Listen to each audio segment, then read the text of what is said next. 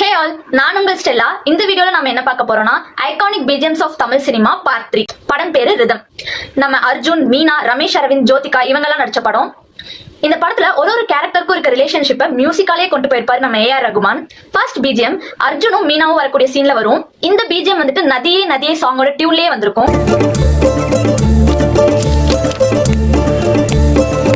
காற்றே காற்றே. Second BGM நம்ம அர்ஜுனும் ஜோதிகாவும் வர சீன்ல வரும். இந்த பிஜிஎமோட டியூன் வந்துட்டு காற்றே என் வாசல் வந்தாய் சாங்ல இருந்து எடுத்திருப்பாங்க.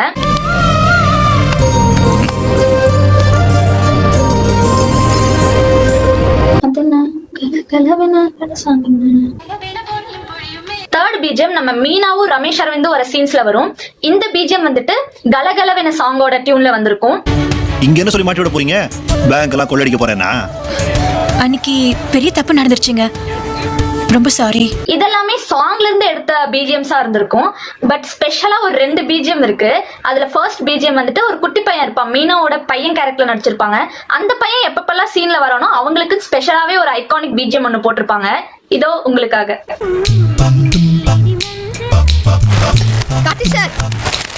அண்ட் அந்த ஃபைனல் 5வது ஸ்பெஷல் பிஜிஎம் யாரோடதுன்னு பார்த்தா, இந்த மூவில மீனாக்கு மாமியாரா ஒரு கேரக்டர் வந்திருப்பாங்க.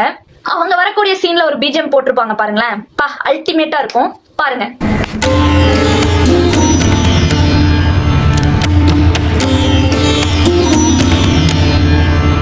இந்த வீடியோல நான் ஒரு 5 பிஜிஎம்ஸ் கவர் பண்ணேன். அந்த படத்துல இதை தாண்டியுமே நிறைய பிஜிஎம்ஸ் இருக்கு.